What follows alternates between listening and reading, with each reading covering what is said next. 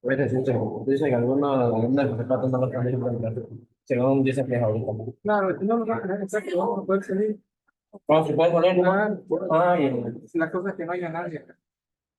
No, no sé qué nada. Ya.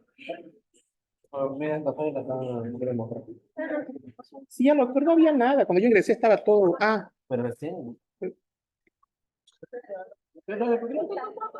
Sí, están tomando para que nadie entre. No van a dejar. Pones agresivo. Los agarramos ahí a chupar. Los sacamos a patada. Ya. A ver, escucha, por favor. Escucha. Estuve revisando el tema de hipertensión arterial y una de las causas de hipertensión arterial y de origen renovascular. No pueden dudar de responder eso. Una de las causas es la estenosis de la arteria renal. Pero trabajé con una aclaración para ustedes este fin de semana o estos días. Sí, está grabando. Entonces, otra causa, escuche, otra causa de insuficiencia renal de origen vasculorenal es esta de acá, donde dice daño parenquimatoso. Entonces, donde dice daño parenquimatoso, sería la segunda o la primera causa. Uno es la estenosis renal y otro es el daño del parénquima. Y fíjense bien esto. Cuando yo hablé de estenosis renal, de la arteria renal, yo hablaba, aquí tengo la arteria renal, así, ¿verdad? O sea, había una estenosis. Ahora no existe en el daño parenquimatoso, no hay estenosis, pero al estar dañada el parénquima, al haber daño del parénquima, lo que nosotros tenemos es que esta nefrona, que debería dibujarse así, arteriola aferente, túbulo contorneado distal y el proximal acá, acá en forma fisiológica se tiene que absorber bicarbonato, se tiene que secretar hidrogenión y se tiene que absorber potasio. Eso es fisiológico. Cuando está actuando la aldosterona absorbe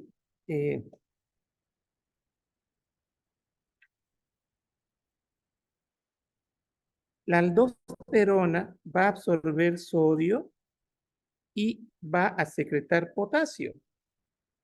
Eso es fisiológico. Entonces, fisiológicamente, el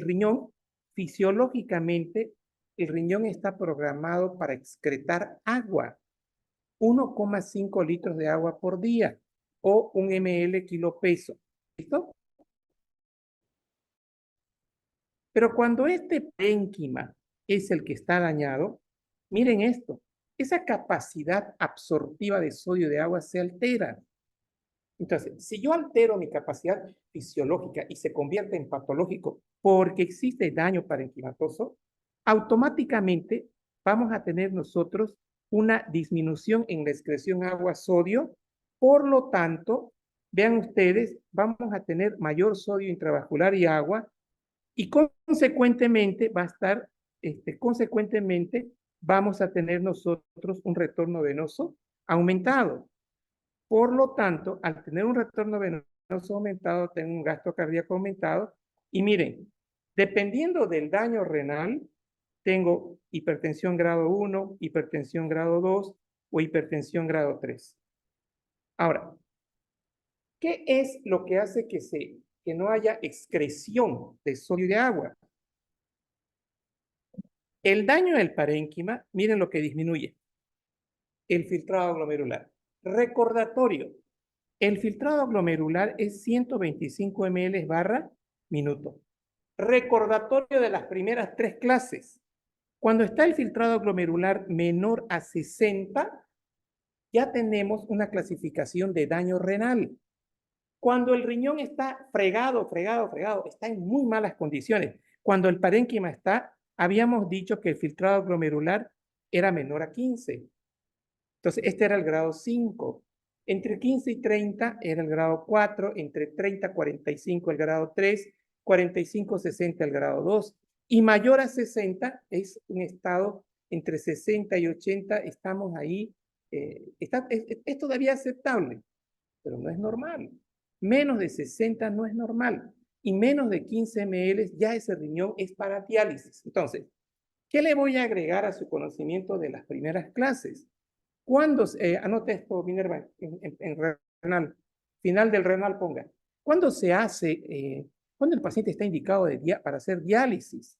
Cuando el filtrado glomerular está exageradamente bajo. ¿Y cuándo eso es exageradamente bajo? Cuando es menos de 15 ml por minuto. Entonces, les van a hacer ustedes esas preguntas a sus pacientes, a ustedes. ¿Cuándo voy a dializar? Cuando su filtrado glomerular sea menos de 15 ml. ¿Cómo se obtiene el filtrado glomerular? A través de un clearance. Se lo hace orinar al paciente de 24 horas, se mide la creatinina en orina, se mide la creatinina en plasma y de ahí sale el filtrado glomerular. ¿Estamos? Entonces, hoy le he agregado un concepto a la primera clase. Entonces, fíjense esto. No dice aquí un trastorno de excreción sodio y potasio. Dice disminución del filtrado glomerular. Esa sería la respuesta correcta. Entonces, cuando yo tengo daño parenquimatoso, hay una disminución del filtrado glomerular. Entonces, esa diapo hay que agregar a la de estenosis. Son dos. La segunda pregunta, ¿cuáles son las causas secundarias de hipertensión de origen renal? La primera, estenosis. Y la segunda, daño del parénquima. ¿Estamos? Son dos causas. Y aquí tengo otra diapo donde dice las causas endócrinas de hipertensión arterial. El feocromocitoma. Entonces, cuando nosotros estamos hablando de feocromocitoma, prácticamente yo estoy hablando de la médula, ¿no? De la médula de la glándula suprarrenal. Entonces, para hacerle un esquemita más sencillito, esta es la médula. Y esto que está aquí de color rojo, lila si quieren, esto de acá vendría a ser la corteza. Entonces, el feocromocitoma es un tumor de la médula. ¿Qué tengo en la médula? La fábrica de adrenalina. En la médula tengo la fábrica de adrenalina. Entonces, esta médula de la glándula suprarrenal libera intensas cantidades básicamente de adrenalina, pero no he dicho que no se pueda liberar norepinefrina. También se libera. Básicamente es adrenalina. Y en el corazón, ¿qué tengo yo? Tengo receptores beta 1, para recordarles farmacología también. En los receptores beta 1 son los que van a hacer aumentar la fuerza contráctil, propiedad inotrópica positiva. La adrenalina a nivel del nodo sinusal va a producir taquicardia, va a hacer que la fase 4, voy a recortarles arritmias, va a hacer que la fase 4 sea más corta. Entonces, esto es lo que nosotros vimos cuando estábamos analizando arritmia. Esto era lo normal. Y esta fase, cuando se acorta, es decir, cuando queda así, porque entra sodio más rápido, esta fase, con fase 4, hay taquicardia. Entonces, la adrenalina como recordatorio actúa en la fase 4, favoreciendo la absorción de los canales, absorbiendo sodio para que el umbral llegue más rápido y haya taquicardia. Entonces, vean ustedes, yo tengo taquicardia por la adrenalina, tengo palpitaciones, ese corazón suena intenso, hay palpitaciones. Ahora, ¿por qué tengo sudoración? Porque la adrenalina a través de su vía postganglionar no libera adrenalina. O sea, el simpático en su fibra postganglionar no libera adrenalina. Libera acetilcolina y estimula a las glándulas sudoríparas para que haya transpiración. Es por eso que cuando el paciente tiene dolor, tercera pregunta de dolor, pregunta final. ¿por qué en el dolor por qué en el dolor hay taquicardia? ¿Por qué en el dolor hay sudoración profusa? Por activación simpática. Entonces, el inciso B sería porque el simpático activa en la fibra postganglionar del simpático, inerva las glándulas sudoríparas. Por eso el paciente con intenso dolor tiene sudoración. Otra pregunta que les podría hacer, ¿por qué en el infarto? O sea, ¿cuál es la fisiopatología de la taquicardia y de la sudoración profusa en el paciente con infarto agudo del miocardio? Activación del simpático, consecuentemente taquicardia y sudoración profusa. Acá no tiene nada que ver con infarto, pero sí tiene que ver con adrenalina. Fíjense que para que no apretan de memoria, tenemos toda la sintomatología de la actividad simpática.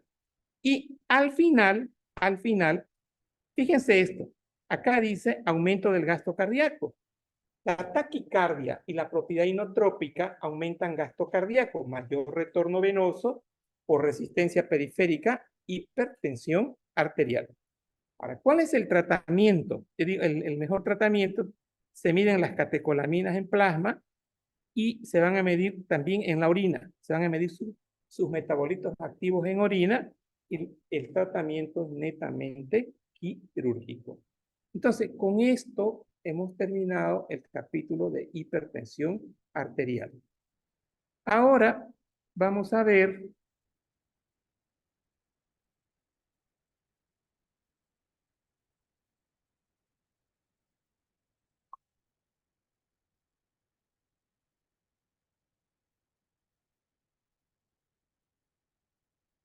vamos a entrar en otro capítulo que sería valvulopatías. Y con este capítulo de valvulopatías ya terminaríamos todo cardio. Entonces, cuando nosotros hablamos de valvulopatías, estamos diciendo lo siguiente. Estamos diciendo lo siguiente. Vamos a empezar con el concepto de estenosis. Pero antes de hablar de estenosis, hablaremos de algunos aspectos generales. Entonces, si yo tengo acá, por ejemplo, una aurícula, aquí, yo aquí tengo mi ventrículo. En las primeras clases de anatomía, ustedes han aprendido que aquí hay una válvula, ¿no ven? Esa válvula se llama mitral. Cuando esta válvula tiene un diámetro fisiológico, no pasa nada. La sangre pasa en este sentido. Pero ¿qué pasa cuando yo tengo ahora un diámetro reducido? Eso se llama estenosis. Puedo tener también un diámetro ampliado. Entonces, cuando yo tengo un diámetro que está aumentado de tamaño, eso es lo que vamos a conocer nosotros con el nombre de insuficiencia mitral. Bien. Otro detalle así rápido para que les sea fácil entender. Si yo estoy hablando de estenosis, imagínense ahora ustedes la fuerza que tiene que generarse aquí, la presión, mejor dicho, que tiene que generarse aquí para vencer esta resistencia.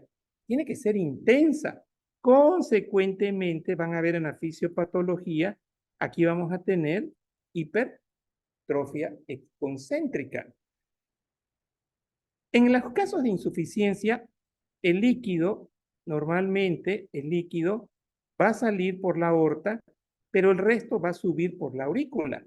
Entonces, aquí también voy a tener un aumento de presión acá, porque tengo más volumen, voy a tener cierto grado de hipertrofia. Entonces, ahora el retorno venoso va a ser mayor. Entonces, mi volumen de fin de diástole progresivamente va a ir aumentando y esto es lo que se conoce, esto se conoce con el nombre de regurgitación. Entonces, la palabra regurgitación es para decir lo siguiente. Cada vez que hablemos de insuficiencia, una parte de esa sangre se va a la aurícula y la otra parte se va al ventrículo durante sístole. Entonces, esta parte que regresa a la aurícula porque hay una dilatación, esto es lo que se conoce con el nombre de regurgitación. Entonces, si lograron entender estos dos conceptos, lo demás es fácil. Y ahora miren ustedes en la definición, hay una reducción del lumen. La palabra lumen es para decir luz. Hay una reducción del lumen, lo que presenta una mayor velocidad de sangre en el lugar del estrechamiento y con ello la generación de turbulencia. Ahora, para que no aprendan de memoria, hay un concepto físico, de estos grandes físicos que hemos tenido. Cada vez que nosotros tengamos una reducción del lumen, la sangre que tenía que pasar acá con una velocidad, en este sector la velocidad va a estar aumentada. Si nosotros lográramos poner una cámara aquí y filmar lo que está sucediendo en la mitral, este aumento de velocidad, consecuencia de la reducción del lumen, hace esto. Genera una turbulencia. Entonces, la turbulencia la estamos viendo nosotros acá. Pero, ¿cuál es la explicación de esa turbulencia? El aumento de la velocidad en el lumen estrecho. ¿Por qué se palpa la presión arterial? ¿Por qué se escucha? Porque nosotros al apretar el manguito, apretamos una parte de la arteria humeral, disminuimos el lumen hasta bloquearlo, y cuando vamos abriendo el lumen, repito lo mismo, en el lugar de la estrechez de la arteria humeral, se genera un aumento de velocidad. Y eso es lo que escuchamos, ¡tum! Ese flujo turbulento lo estamos provocando nosotros. Pero en este caso de la estenosis, este flujo turbulento va a ser continuo. Entonces, en la definición dice, hay una reducción de su lumen, consecuentemente hay mayor velocidad en la sangre, en el estrechamiento y con ello la generación de turbulencia, debido al hecho de que el número de Reynolds sobrepasa el valor crítico de 2000. O sea, debe ser así, debe pasar a tal velocidad por el lumen que genera la turbulencia. Entonces aparecen signos clínicos en el foco de auscultación correspondiente a un soplo sistólico o un soplo diastólico. La insuficiencia valvular permite reflujo de la sangre, eso ya les comenté, todo lo que es insuficiencia es reflujo. Si es de la mitral, reflujo del ventrículo a la aurícula. Si es de la aorta, de la arteria aorta al ventrículo. Dice, permite reflujo de sangre desde el territorio de mayor presión al de menor presión, dando origen también a un flujo turbulento y a la aparición de un soplo correspondiente. Se altera la unidireccionalidad de la circulación sanguínea por cuanto el reflujo significa movimiento pendular de la sangre en la válvula insuficiente, con lo que perturba la dinámica auricular y ventricular. Ya. Nos quedamos solamente con que hay un reflujo, también hay una turbulencia. Entonces, cuando dice pendular es de ida y de vuelta, ¿no? Así. Y ahora empezamos ya con el capítulo de estenosis mitral. El 60% está relacionado con antecedentes de pacientes que tuvo una enfermedad reumática aguda en su niñez. Este paciente en su niñez tuvo una amigdalitis, se generaron autoanticuerpos que fueron a anidarse en la válvula mitral, se esclerosan esa válvula mitral, se fibrosa esa válvula mitral, y ahí tenemos el concepto de la estenosis mitral. Entonces, la principal causa de estenosis de la válvula mitral es de origen reumático. ¿Qué tengo acá? El engrosamiento de la válvula fusiona las comisuras, engrosamiento y acortamiento de las cuerdas tendinosas y alguna vez calcificación de los velos valvulares. Acá, esta diapositiva la saqué de Bruno Gunther, es un autor de fisiopatología, también de Mediterráneo, y esta es la fotografía que mostraba. Vean acá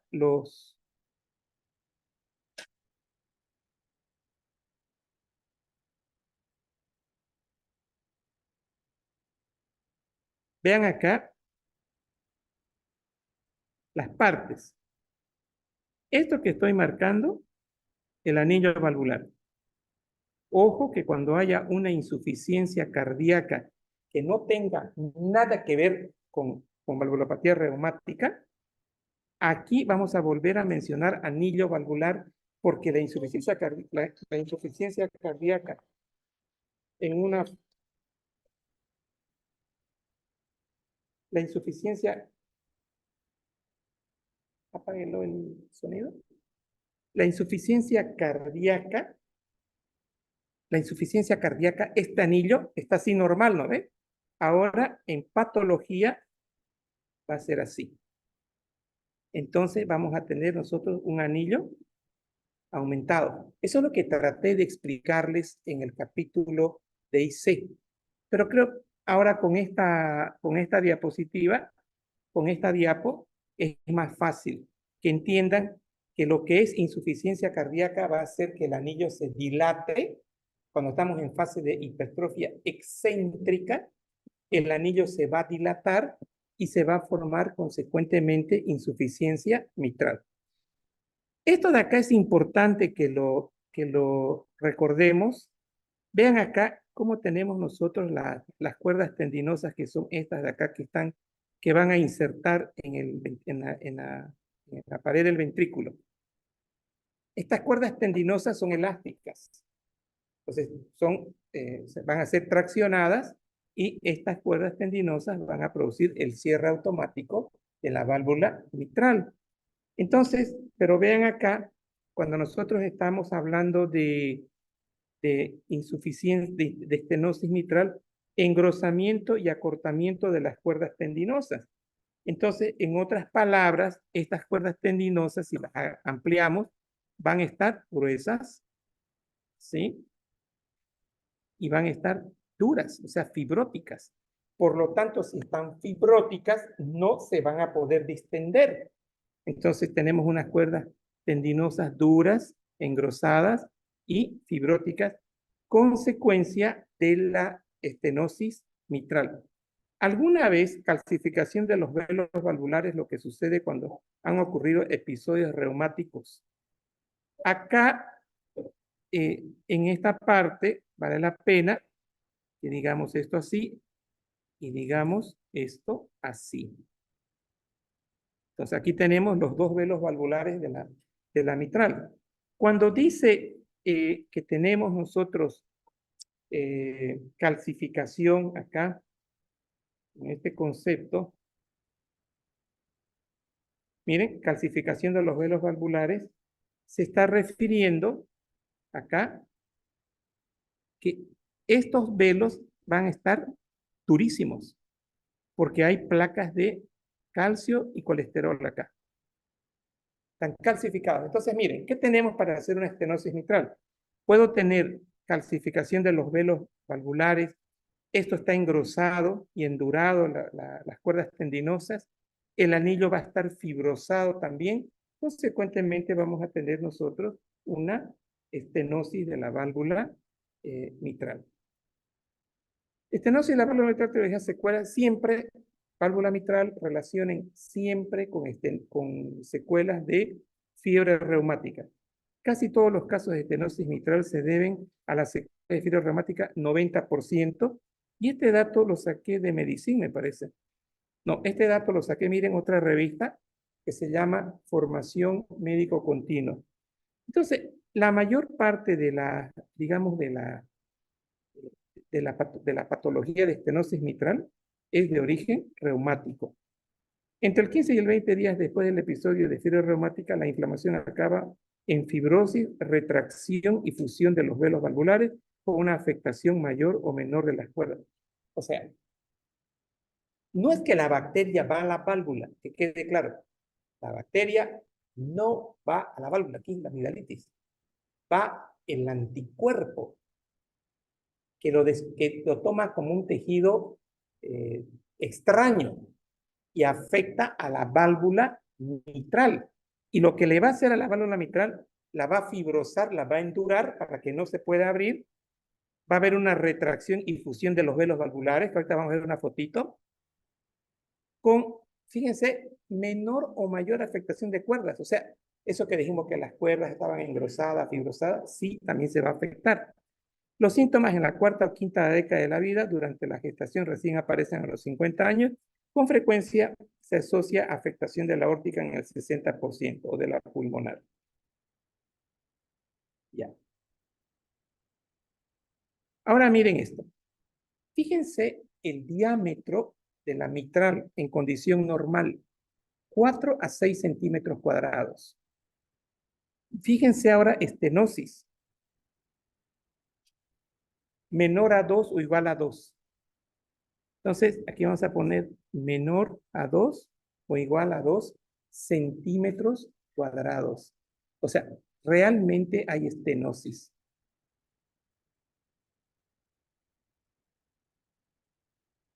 El gasto cardíaco, cuando la estenosis mitral es moderada, puede ser normal en reposo, pero no elevarse lo suficiente con el ejercicio. En la estenosis mitral grave, el gasto cardíaco suele estar disminuido en reposo y con el ejercicio no aumentar o incluso disminuir. Es importante el hecho de que la sangre, de que con la taquicardia, al acortarse la diástole, aumenta el gradiente entre aurícula y ventrículo, con lo cual empeora la situación hemodinámica y la clínica del paciente. De esto vamos a hacer un resumen. Ya esto es de 4 a 6 centímetros. Puede estar reducida la estenosis mitral menor a 2 o 2, ya dijimos eso, lo que determina un aumento de presión en la aurícula izquierda que asegura el normal llene del ventrículo izquierdo durante el periodo diastólico del corazón, el que normalmente es de 0 segundos, 0,5 segundos. A su vez, este incremento de la aurícula izquierda repercute en la circulación venosa pulmonar, así como en las presiones de la microcirculación pulmonar con congestión, edema, diapetes y los hematíes y edema agudo de pulmón. Bien.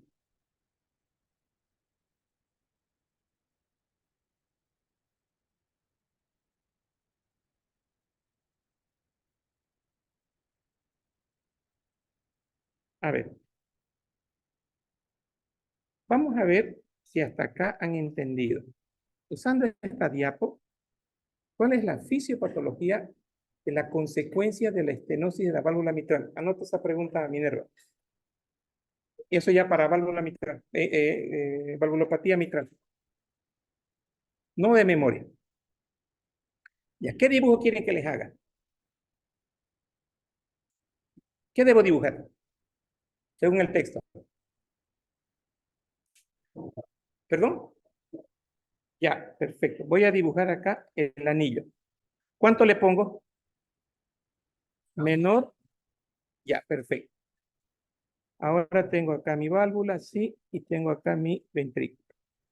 ¿Qué más hago?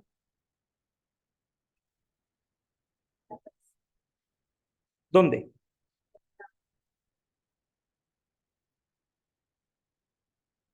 Entonces, detalle para recordatorio. La presión de la aurícula es menor a 3. La presión del ventrículo es menor a 8. ¿Estamos? Eso es fisiológico. Ahora tengo acá un anillo fibrosado. Tengo acá unas cuerdas tenenosas engrosadas y también fibrosadas. Bien. ¿Qué necesito para que la sangre logre atravesar esa válvula? Exacto. Para que haya diástole, sí o sí, tiene que haber un aumento significativo de la presión arterial, otra vez el término, para vencer la resistencia al flujo.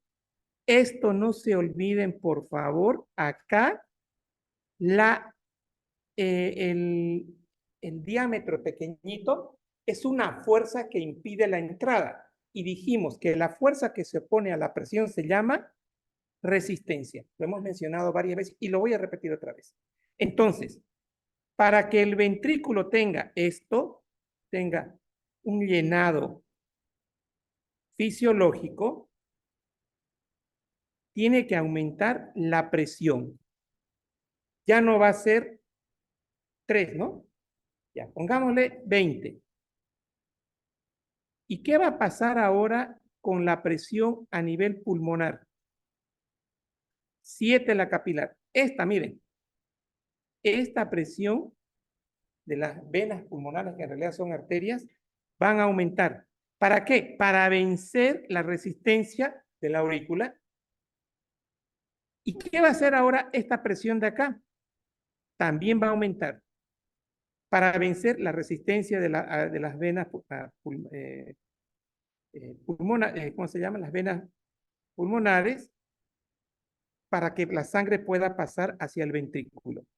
Y ahora vamos a ampliar esta imagen. Este es el alveolo, este es mi capilar, acá, y acá yo tengo mucha presión, mucha presión. Y miren qué sale de la presión. Es tanta la presión en la aurícula izquierda que repercute en la circulación venosa pulmonar, causando aumento de la presión micropulmonar con congestión del parénquima pulmonar. ¿Qué significa la palabra congestión del parénquima pulmonar? ¿Qué va a salir acá? Agua, ¿no? Líquido. Entonces, vamos a tener ahora agua acá, líquido, y miren, este líquido también va a pasar al alveolo. Y no solo va a pasar eso, acá habla de que van a salir por diapédesis, edema del parénquima pulmonar, diapédesis de los hematíes y eventual hemoptisis. Entonces, acá vamos a tener a este nivel que los glóbulos rojos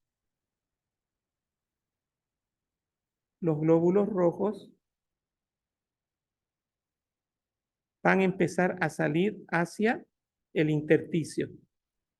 Y el paciente, ¿ahora qué va a tener? Hemoptisis, va a tener oxigenación baja, o sea, va a estar desaturando, va a estar en edema agudo del pulmón. Pero esto que estamos viendo acá ya son en periodos avanzados. Dijimos entre la cuarta y la quinta década. El incremento de la presión izquierda repercute en la circulación venosa pulmonar, así como en las presiones de la microcirculación pulmonar con congestión del parénquima. Ahora,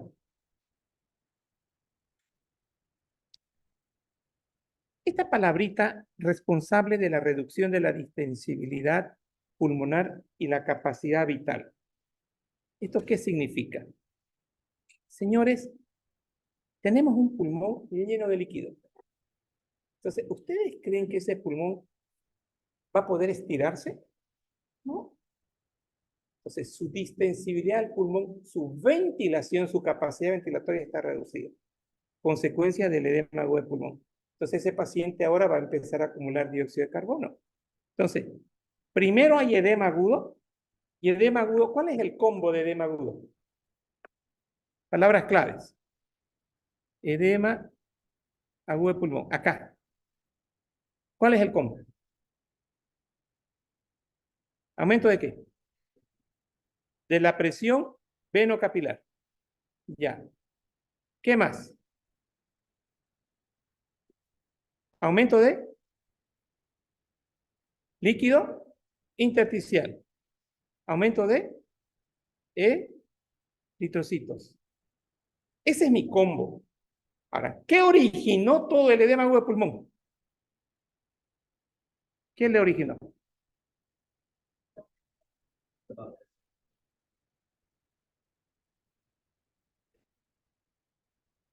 Señores, no. Aquí está la estenosis. ¿Qué originó? Ya, la estenosis mitral es la resistencia. Aumento de la presión en las aurículas. O sea, todo el drama era estenosis de la mitral, aumento de la presión venocapilar, edema agudo de pulmón. Entonces, este es el combo de edema agudo de pulmón. Bien. Acá tengo lo mismo ya hecho después dice, el alveolo, la presión capilar normal dijimos 7, la aurícula izquierda tiene una presión de 15, ¿no ve? Eso era mi fisiológico. Bien, entonces, acá estenosis. Aquí falta un dato.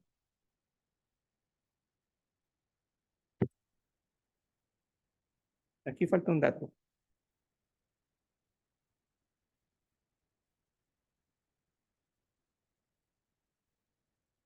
Menor a 2 centímetros cuadrados. Bien. Miren, ¿qué pasó con la presión en la aurícula izquierda? Aumentó. ¿Qué pasó con las arterias, las presiones en la aurícula pulmonar, perdón, en las venas pulmonares? Aumentaron. Y esto, recordatorio, yo siempre les voy a recordar esto. 7 el fisiológico. Miren, mayor a 18, mayor a 30, mayor a 28. Entonces, de ahí tenemos el aumento de la presión en la aurícula izquierda genera,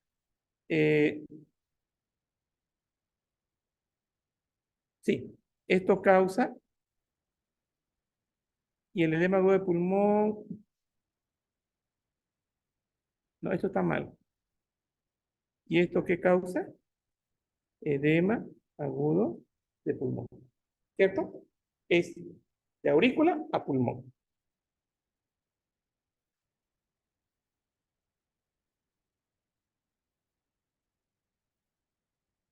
Y aquí, fíjense, el detalle de esta diapo es por lo siguiente.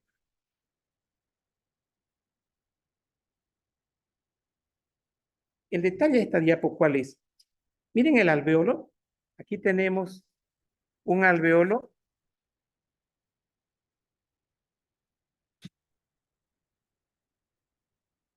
Pero miren este alveolo. Está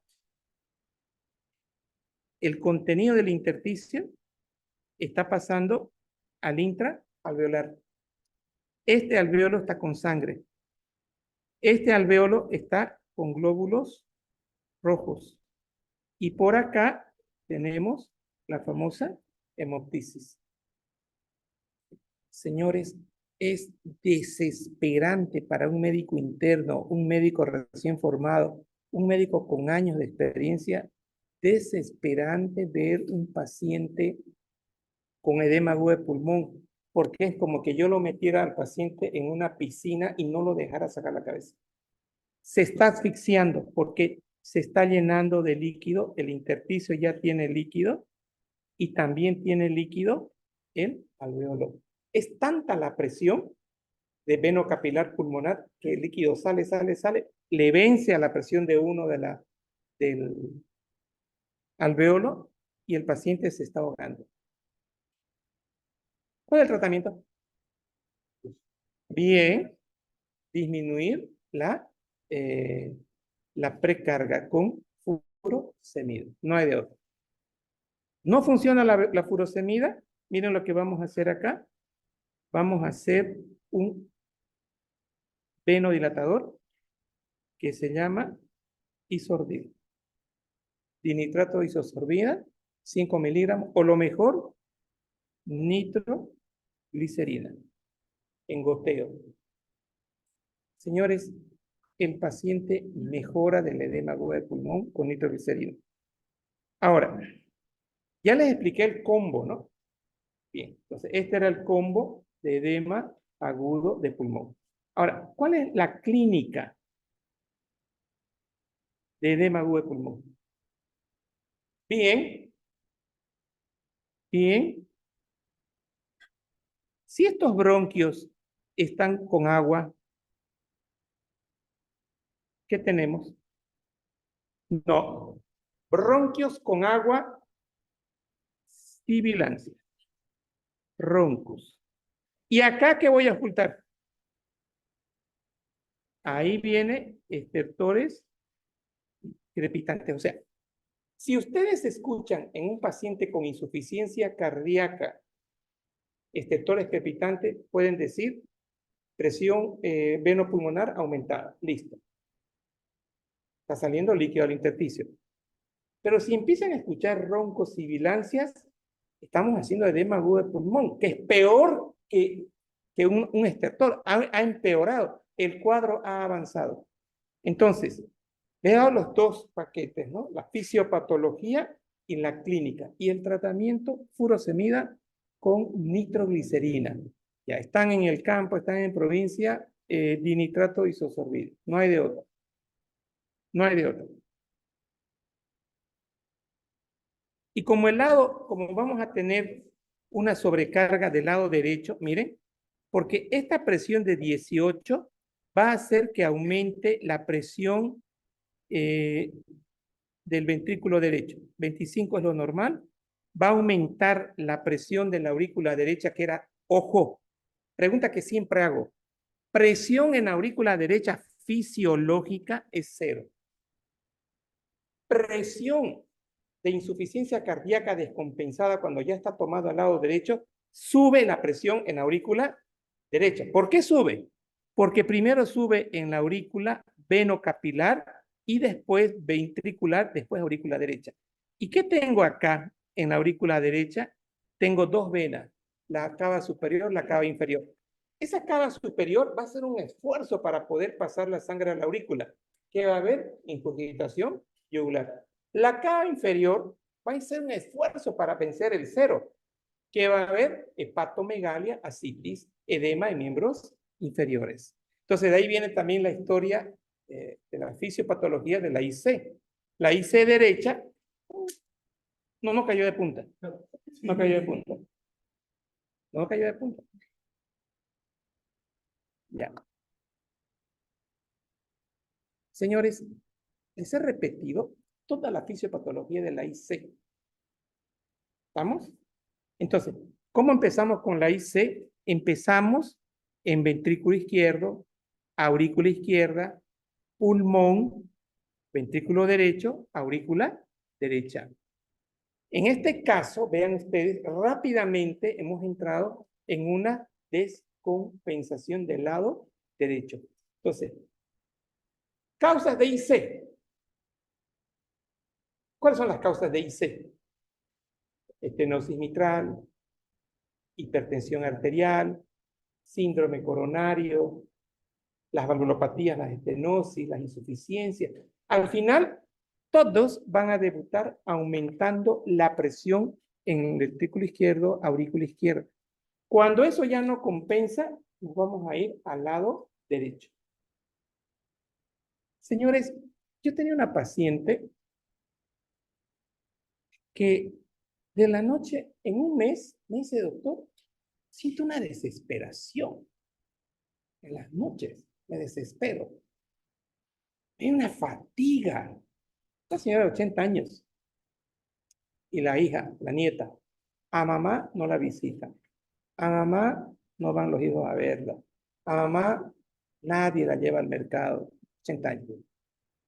¿A qué me indujo la nieta? A un cuadro depresivo, de ansiedad, etc. Señora hipertensa, de años, yo la conozco hace muchos años. Cuando ya descompensó y al final no quería comer porque sentía una molestia acá, o sea, muy atípica su historia. Le hago una tomografía de tórax y abdomen buscando un cáncer. ¿Qué encontré? Líquido derrame pleural, cardiomegalia, ascitis y líquido en pericardio. O sea, la señora ya estaba haciendo falla izquierda. Ya estaba con falla izquierda. Todas esas manifestaciones de disnea, de falta de aire, eran falla izquierda. Cuando le toqué después el hígado, hepatomegalia, falla derecha. Entonces, en este caso, este paciente que empezó con estenosis mitral va a terminar, va a comprometer el lado izquierdo y después va a comprometer el lado derecho.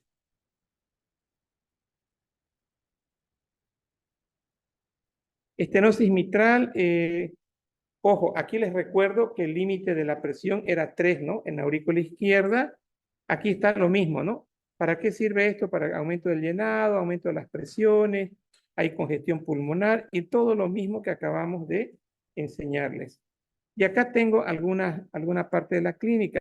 La disnea, ya está, ya lo explicamos. Esto no explicamos. Fase mitraloide. En un paciente con estenosis mitral, tienen chapas, especialmente los congénitos. Hay chapas. Aquí son las chapetas malares, cianosis en la región malar, un hallazgo muy característico debido al aumento de la presión venosa sistémica, signos de congestión pulmonar, hay estertores húmedos, que eso es por el lado izquierdo. La hemoptisis es por el lado izquierdo también, cuando hay desgarro. Y aquí, el aumento de la presión venocapilar en fase avanzada lleva a disnea y ortopnea. ¿Qué es la ortopnea? No escuché. Bien. ¿Y la disnea o disnea? Ya, ¿cuál es la fisiopatología?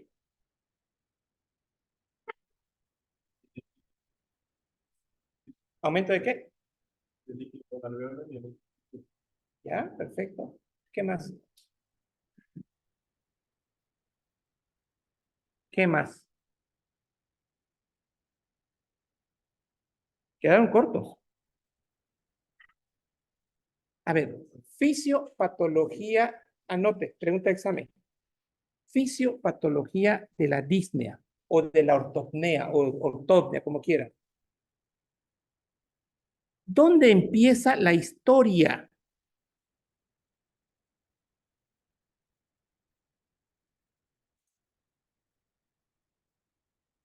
Exacto.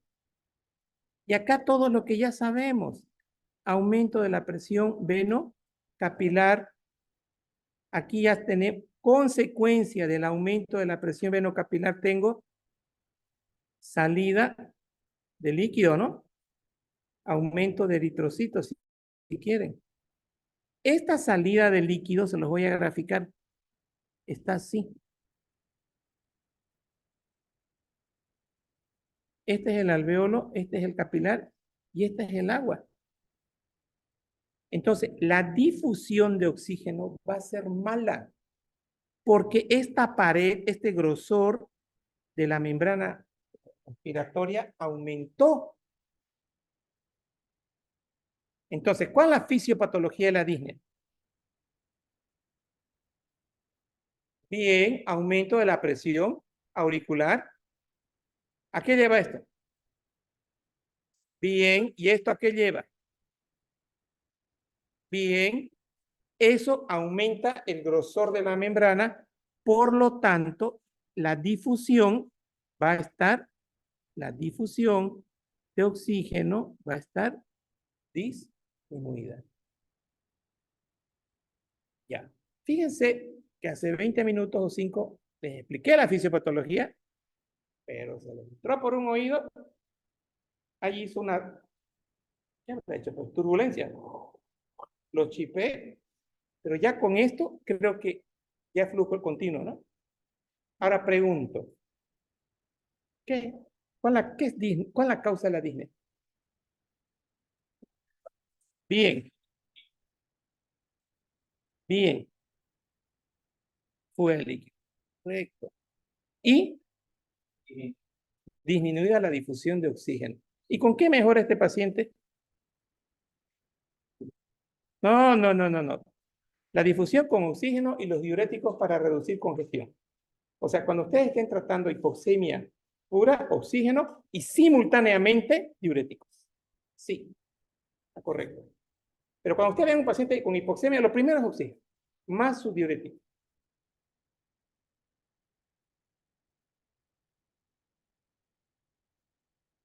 Miren, lo mismo ahí, mismo concepto. Pero esto que estoy bien, que les estoy mostrando en este lado, ahorita les digo. Esto que están viendo acá es corazón derecho, corazón izquierdo. ¿Por qué están seguros? Porque, ¿dónde es la aurícula derecha?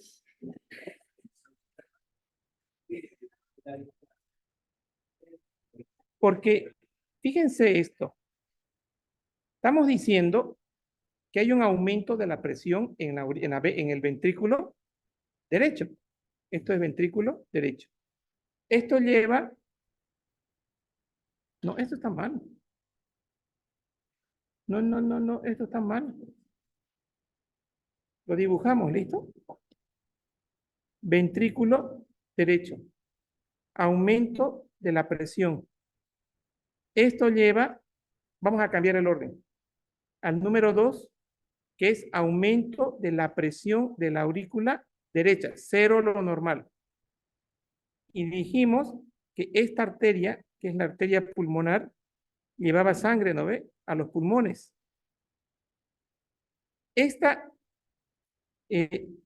para vencer el aumento de la presión de la aurícula izquierda, ¿qué tiene que hacer mi ventrículo? ¿Qué tiene que hacer mi ventrículo? Toda la historia empezó con aumento de la presión en el ventrículo izquierdo. Ahí empezó la historia. Y este ventrículo izquierdo dijimos que va a repercutir sobre el veno capilar. Ahora, ¿qué hace el ventrículo derecho para vencer esta resistencia? Aumenta su presión, ¿no ve? Por eso dice aumento de la presión mayor a 25/8. Esto lleva a que la presión en la aurícula derecha se encuentre incrementada. Esto lleva a que la presión de la arteria pulmonar va a aumentar. ¿Para qué? Para vencer esta resistencia. Pero a la vez está aumentando la presión también en la aurícula derecha, la cual va a ser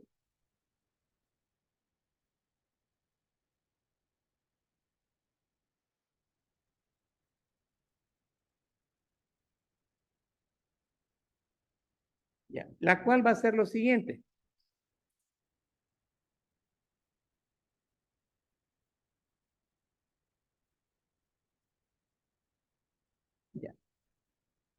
Ya vieron que la presión en el ventrículo derecho aumentó y la presión en la aurícula derecha también aumentó. De eso no hay duda. Ahora miren, vena cava superior, vena cava inferior. Esta sangre, para poder llegar a la aurícula, va a tener que aumentar su presión acá. Va a aumentar la presión venosa capilar acá.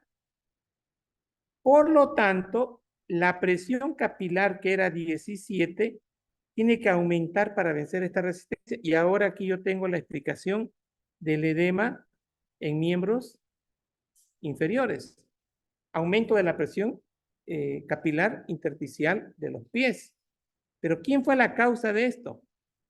El aumento de la presión de la aurícula derecha. ¿Y quién fue la causa de que aumente la presión de la aurícula derecha? El aumento de la presión del ventrículo derecho, pero primero estaba aumentada la presión venosa. ¿Y acá qué vamos a tener en el cuello? Ingurgitación yugular. Entonces, por eso le digo, esto hay que cambiarlo, esto tengo que cambiar la distribución de esto de acá. Eso lo voy a cambiar.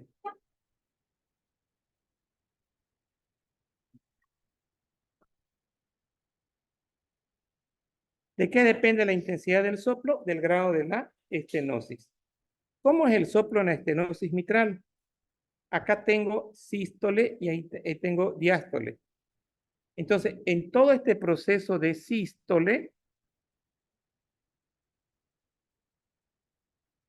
entonces aquí tengo sístole, es cuando la sangre está saliendo por la aurícula, perdón, por la aorta. Y paralelamente, acá yo tengo una estenosis. Entonces, en sístole no puede ser el soplo. El soplo dijimos que era en el llenado, ¿no? Porque se formaba un flujo turbulento por la estenosis. Entonces, aquí tengo un soplo al inicio de la sístole y tengo un soplo casi al final de la diástole. Entonces, ese es el soplo de la estenosis de la válvula mitral. Ojo, ojo, no puede haber, cuando es pura, ¿no? Estoy hablando de algo puro. Estenosis, digo,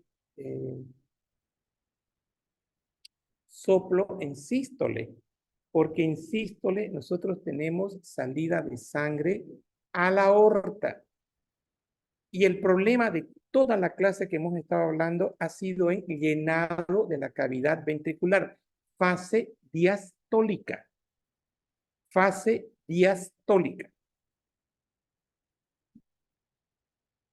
Sin embargo, la distancia entre el segundo ruido y el chasquido de apertura guarda relación al tamaño del edificio. Ya olvídense de los chasquidos, esas cosas se lo dejo al colega que les va a enseñar semi. No me voy a meter ahí. Eso es para el semiólogo. Pero no me digan que el soplo es en sístole. No me digan eso. Este libro, tienen que mirarlo. Este es un libro de este autor.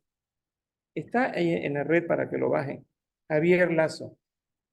Introducción a la medicina clínica. ¿Saben qué tiene este libro hermoso? Sus gráficos. Entonces, aquí tengo estenosis mitral, secuencia esquemática de los fenómenos que determinan la ocultación cardíaca. Miren, soplo diastólico. Ya está el soplo diastólico, refuerzo del primer ruido. Pero con que ustedes me digan soplo diastólico, yo soy feliz. Que hay un chasquido de apertura, todo eso con semiología. Miren, insiste el autor, soplo diastólico, entre el segundo ruido y el primer ruido, es diastólico.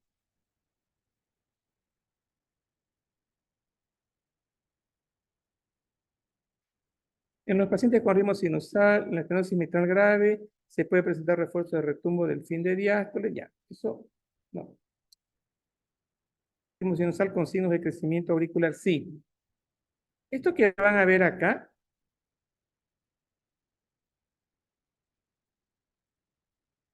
no, aquí no se ve. Onda P ancha, dicen D2. Ya tendrían que ser expertos para que ustedes lo vean.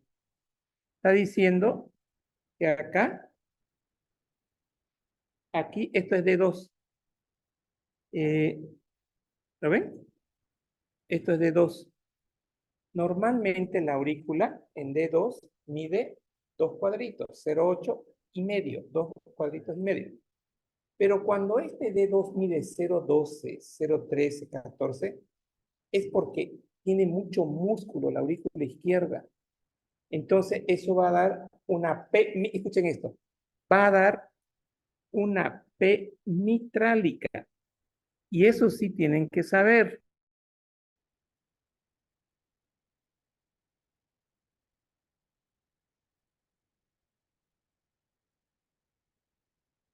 Ahí.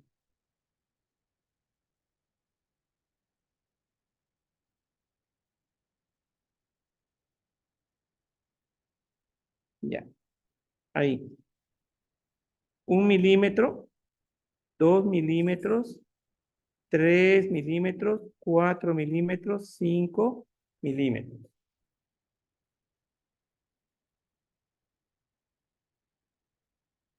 ¿Cómo hago para hacer un copy? Ya. Ah, cierto. ¿Es esto que se está acabando o el... ¿Lo puedo comentar? Sí, sí.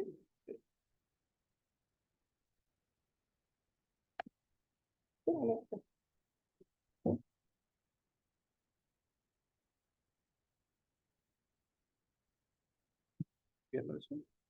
Sí, háganlo un copy.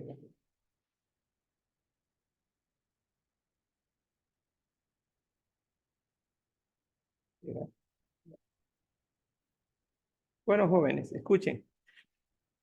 Estoy usando, le he hecho un copy. Ahora miren, vamos a aprender a ver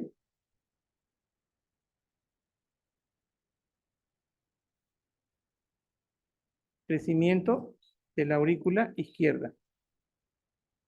Como es grande la aurícula izquierda, va a demorar más tiempo, ¿no? En despolarizar. En condición fisiológica, les dije, un cuadrito, 2 cuadritos y medio. Eso es mi onda P fisiológica. Onda P patológica. 1, 2, 3, 4. Y vamos a tener acá, miren esto que voy a dibujar. Esto es la contracción de la aurícula derecha y esta es la izquierda. Esta es la famosa P mitrálica. Ya, apréndanla para el examen, aprendan para los exámenes de residencia. ¿En qué situaciones se ven onda P mitrálica? Respuesta.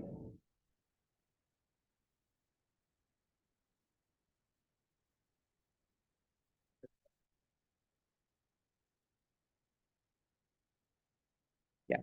¿Quién dijo hipertrofia? ¿Alguien dijo hipertrofia? Bien. Crecimiento o hipertrofia, los dos. Es válido. Entonces, en los casos de hipertrofia de la aurícula izquierda o crecimiento de la aurícula izquierda, nosotros tenemos una P mitrálica. Ahora, la estenosis es la que mejor P mitrálica va a dar, la estenosis de la válvula mitral. Entonces, tienen que reconocer electrocardiográficamente. ¿En qué derivación van a ver esto? En derivación de 2. Entonces, esto es fisiológico. 2 cuadraditos y medio a la P. La estenosis hace, repito la fisiopatología, que haya hipertrofia de la aurícula izquierda. Miren esto, miren lo lento en lo que viaja. Entonces, como viaja lento la despolarización en la aurícula izquierda, tengo una mayor amplitud de la onda P. Y eso sería la P mitrálica.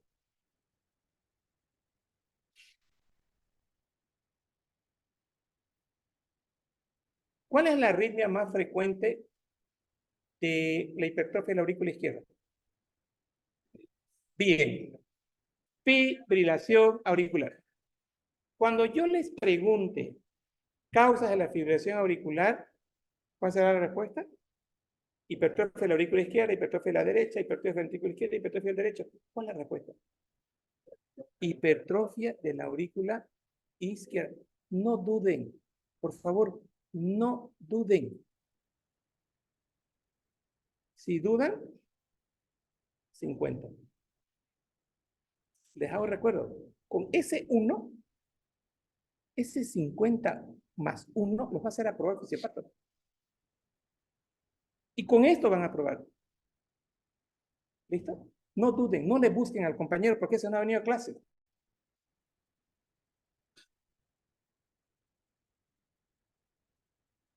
Ya está. Crecimiento auricular izquierdo origina un perfil izquierdo con 4 arcos que se corresponden de arriba a abajo, la pulmonar abombada. Ya, esto lo voy a dejar para la otra clase.